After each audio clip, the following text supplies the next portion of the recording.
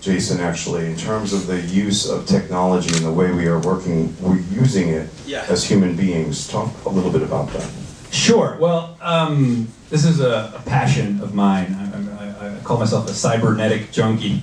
I'm interested in the co-evolution of humans and technology. I actually became a super fan of Kevin Kelly and Ray Kurzweil when I first read Kurzweil's book, The Singularity is Near, where he talks about the exponential growth curves of technology, which is something that runs counterintuitive to the brain's linear way of making projections about change and transformation.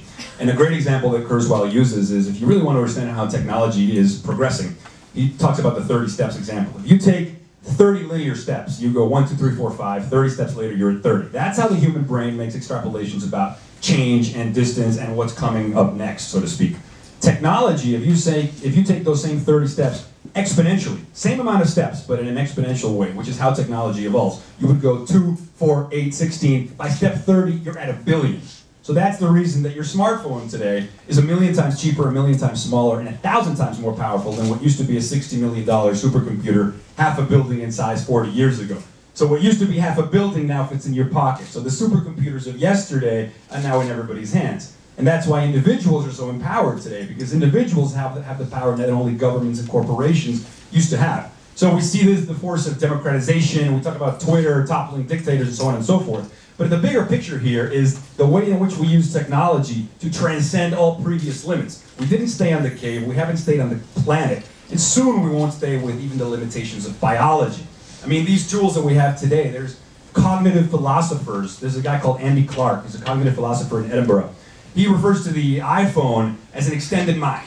He says we need to get over what he calls our skin-back bias and see these tools as extensions of our cognitions, and literally distributed cognition. Just like the termite colony is a part of the termite species. The termite colony is temperature controlled and so on and so forth. It's an extended phenotype. It's an exoskeleton.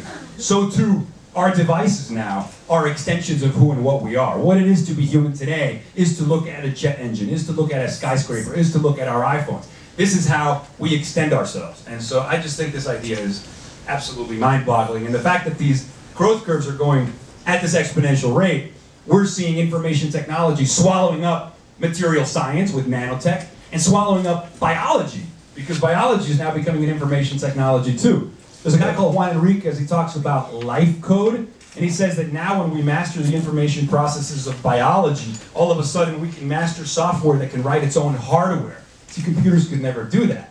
And for example, gene sequencing is going 3 times faster than Moore's Law. So it's going 3 times faster than exponential growth. So you see that things are getting crazy. Things are getting crazy.